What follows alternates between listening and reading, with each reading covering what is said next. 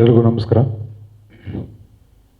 Think 2007-8ರಲ್ಲಿ ಆಸ್ಪಾಸಲ್ಲಿ ಯಾರೇ hero ಆಗಬೇಕಂತ ಕನಸು ಕಂಡ್ಕೊಂಡು ಬೆಂಗಳೂರಿಗೆ ಬಂದವ್ರಿಗೆ ಎಲ್ರಿಗೂ 2 ಸಿನಿಮಾಗಳು ತುಂಬ ಡ್ರೈವ್ ಕ್ರಿಯೇಟ್ ಮಾಡಿರ್ತವೆ. ಒಂದು ಮುಂಗಾರು ಮಳೆ ಮತ್ತು ಇನ್ನೊಂದು ದುನಿಯಾ. ನಾನು ವಿಜಯ್ ಸರ್ ಸಿಕ್ಕಾಗ ನಾನು ಈ ಮಾತು ಹೇಳಿದೆ, ಸರ್ ನಾವು ಹೀರೋ ಆಗ್ಬೇಕಂತ ಬಂದಾಗ ಒಂದು ದೊಡ್ಡ ಶಕ್ತಿ ತುಂಬಿತ್ತು ನೀವು ಅಂತ. ಅವರು ಹೊಗಳು ಬಿಡ್ರಿ, ನಮಗೆ ಹೊಗಳೋದು ಇಷ್ಟ ಆಗಲ್ಲ ಅಂತ ಹೇಳಿದ್ರು. ಬಟ್ ನಂತರ ಬಂದಿರುವಂಥ ಎಷ್ಟೊಂದು ಜನರಿಗೆ ಆ 2 ಸಿನಿಮಾಗಳು ತುಂಬ ದೊಡ್ಡ ಇನ್ಸ್ಪಿರೇಷನ್ ಆಗಿರುತ್ತೆ. ಆ್ಯಂಡ್ ಅದಾದಮೇಲೆ ನನ್ನ ಮೊದಲನೇ ಸಿನಿಮಾ ಆದಮೇಲೆ ಮೊದಲನೇದಾಗಿ ಒಬ್ಬರು ಕರೆದು ನಾನು ಡೈರೆಕ್ಟ್ ಮಾಡ್ತೀನಿ, ಆ್ಯಕ್ಟ್ ಮಾಡ್ತೀಯ ನೀನು ಅಂತ ಕೇಳಿದ್ದು ವಿಜಯ್ ಸರ್. ಸರ್ ನಿಮ್ಮ ತಮ್ಮನ ಕ್ಯಾರೆಕ್ಟರ್ ಇದ್ರೆ ಹೇಳ್ರಿ, ನಾನು ಅದಕ್ಕೂ ಬರ್ತೀನಿ ಅಂತ ಹೇಳಿದೆ ನಾನು. ಐ ಹೋಪ್ ಮುಂದಿನ ದಿನಗಳೆಲ್ಲ ಅವಕಾಶ ಸಿಗುತ್ತೆ ನನಗೆ. ಬಟ್ ಮೊದಲೇ ಕರೆದು ಗುರುತು ಹಿಡಿದು ಒಂದು ಅವಕಾಶನ ಕೊಡೋದಾಗಲಿ ಅಥವಾ ಪ್ರೋತ್ಸಾಹ ನೀಡೋದಾಗಲಿ ನಮಗೆಲ್ಲ ಹುರುಪಿರುತ್ತೆ, ದಾರಿ ಗೊತ್ತಿರಲ್ಲ. ಆ ಅನುಭವ ನಮಗೆ ದಾರಿ ಆದಾಗ ಭಾಳ ಖುಷಿ ಆಗುತ್ತೆ. ಆ್ಯಂಡ್ ವಿ ಹ್ಯಾವ್ ಸೀನ್ ಈ ಹಿಂದಿನ ಸಿನಿಮಾಗಳಲ್ಲಿ ನೋಡಿದ್ದೀವಿ, ಒಂದು ಟ್ಯಾಲೆಂಟ್ನ to the best, to the maximum use ಮಾಡ್ಕೊತಾರೆ ಅವರು. ಚರಣ್ ಸರ್ ಅವ್ರ ಮ್ಯೂಸಿಕ್, ಅವ್ರ ವರ್ಕ್ ಭಾಳ ಇಷ್ಟ. ಬಟ್ ಈ ವರ್ಷನ್ ಚರಣ್ ಸರ್ದು ಟು ದಿ ಫುಲ್ಲೆಸ್ಟ್ ಯೂಸ್ ಮಾಡ್ಕೊಂಡಿದ್ದು Vijay sir. And it's a very deadly combination. ಮತ್ತೆ ಆ ಕಾಂಬಿನೇಷನ್ ಬರ್ತಿರೋದು ಭಾಳ ಖುಷಿ ಇದೆ. ಮಾಸ್ತಿ ಅಣ್ಣ ಎಲ್ಲರೂ ಒಟ್ಟಾಗಿ definitely city lights will be ಒಂದು ತುಂಬ ಇಂಪ್ಯಾಕ್ಟ್ಫುಲ್ ಆಗಿರುವಂಥ ಒಂದು ಸಿನಿಮಾ ಆಗುತ್ತೆ ಅಂತ ಒಂದು ನಂಬಿಕೆ ಇದೆ. ಆ್ಯಂಡ್ ವಿನಯ್ ಅವರು ಮೊದಲನೇ ಸಿನಿಮಾದಿಂದ ಪ್ರತಿ ಸಿನಿಮಾಗಳಲ್ಲೂ ಕೂಡ ಒಂದೊಂದು ವಿಭಿನ್ನ ಕಥಾಹಂದರಗಳು ಮತ್ತು ವಿಭಿನ್ನ ವಿಧವಾದ ಪಾತ್ರಗಳಲ್ಲಿ ಕಾಡ್ಸ್ಕೋತಾ ಬಂದಾರ. ಸೊ ಈ ಸಿನಿಮಾಗೂ ಕೂಡ ವಿಶ್ ಆಲ್ ದ ಬೆಸ್ಟ್. ಇನ್ನೊಂದು ವರ್ಷನ್ ಆಫ್ ವಿನಯ್ ಅವ್ರನ್ನ ಖಂಡಿತವಾಗ್ಲೂ ನೋಡೋಕೆ ಸಿಗುತ್ತೆ ವಿಜಯ್ ಸರ್ ಕಾಂಬಿನೇಷನ್ ಒಳಗೆ. ಆ್ಯಂಡ್ ಮೋನೇಶ್ ಅವರು ಬರಬೇಕಾದ್ರೆ ಒಂದು ಪೂರ್ವ ಸಿದ್ಧತೆಯೊಂದಿಗೆ ಬರ್ತಿದ್ದೀರಾ. ಆ್ಯಂಡ್ ಈ ಒಂದು ಅವಕಾಶ, ಇದೊಂದು ಅದ್ಭುತವಾದಂಥ ಶುಭಾರಂಭವಾಗಲಿ. Wish all the best to the entire team. ನಮಸ್ಕಾರ. ಫಸ್ಟ್ ಆಫ್ ಆಲ್ ಅದೇ ಎಲ್ಲರೂ ಹೇಳಿರೋದಕ್ಕೆ ನಂದು ಅಂಡರ್ಲೈನ್ ಆ್ಯಂಡ್ ಟಿಕ್ ಮಾರ್ಕ್ ಇದೆ. ಅದು ಎಲ್ಲರ ಜೊತೆಗೆ ಏನಾಯ್ತು ಅಂತ ಹೇಳಿದ್ರೆ, ಅವರು ಒಂದು ಮನೆಗೆ ಕರೆಸಿ ಈ ಸಿಟಿ ಲೈಟ್ಸಿನ ಕತೆ ಹೇಳಿದರು.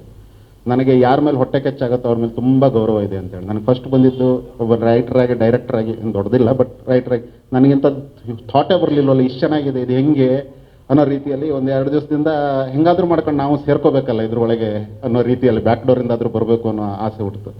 ಮುಖಸ್ತುತಿಯಾಗಿ ಹೇಳ್ತಾ ಇಲ್ಲ, ಅಫ್ಕೋರ್ಸ್ ಇವತ್ತು ಮುಹೂರ್ತ ನಾವು ಸಿನಿಮಾ ಹೋಗಲೇಬೇಕು, ಅವ್ರನ್ನ ಗೆಲ್ಲಬೇಕು, ಆಲ್ ದಟ್ಸ್ ಫೈನ್.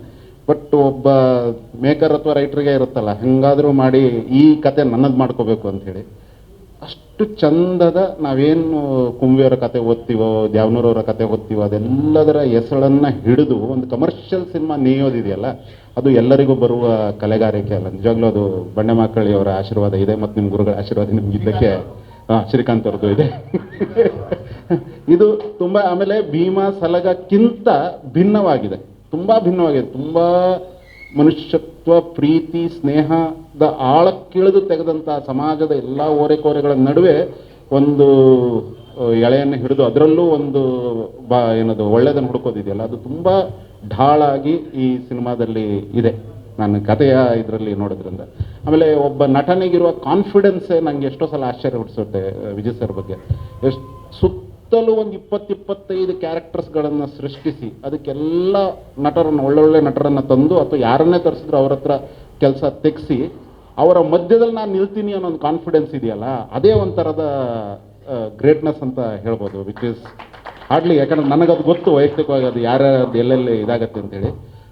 ವಿನಯ್ ನಮ್ಮ ನಾಟಕ ತಂಡದ ಜೊತೆನೇ ಟ್ರೈನಿಂಗ್ ಸ್ಟಾರ್ಟ್ ಮಾಡಿದ್ದೆ ಸ್ಟಾರ್ಟಿಂಗಲ್ಲಿ. ಆ ಒಂದು ಸ್ಟೇಜ್ ಮೇಲೆ ನಾವು ನೋಡೋದಷ್ಟು ಚೆನ್ನಾಗಿ ಇನ್ನೂ ಸಿನಿಮಾದಲ್ಲಿ ನಾವು ನೋಡಬೇಕು ಅನ್ನೋ ಆಸೆಗಳನ್ನು ಇಟ್ಕೊಂಡಿದ್ದೆ. ಗ್ರಾಮಾಯಣದಲ್ಲಿ ನಾನು ಒಟ್ಟಿಗೆ ಆ್ಯಕ್ಟ್ ಮಾಡಬೇಕಾದ್ರೆ ಕಂಡೆ.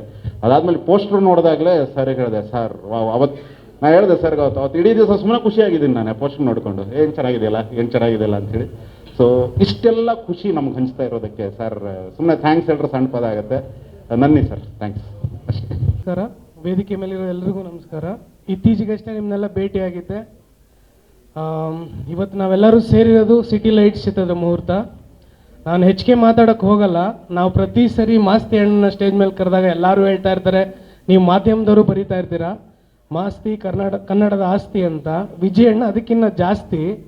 ಇವರಿಬ್ಬರು ಸೇರಿಕೊಂಡು ಕನ್ನಡಕ್ಕೆ ವಿನಯ್ ರಾಜ್ಕುಮಾರ್ ಮತ್ತು ಮೋನಿಶಾ ಅವ್ರನ್ನ ಆಸ್ತಿಯಾಗಿ ಖಂಡಿತ ಮಾಡೇ ಮಾಡ್ತಾರೆ.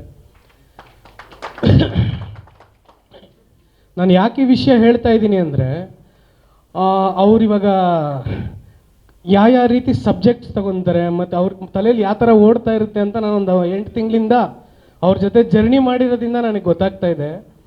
ಅವರೊಂದು ಸಣ್ಣ ವಿಷಯ, ಸೆನ್ಸಿಟಿವ್ ವಿಷಯನ ಜನಕ್ಕೆ ಹೇಗೆ ತಲುಪಿಸ್ಬೇಕು ಅನ್ನೋ ಕಲೆನ ಏನಂತಾರೆ ಅದನ್ನ ಚೆನ್ನಾಗಿ ಅರ್ಥ ಮಾಡ್ಕೊಂಡ್ಬಿಟ್ಟಿದ್ದಾರೆ ಇವತ್ತಿನ ಯೂತ್ ಪಲ್ಸ್ನ.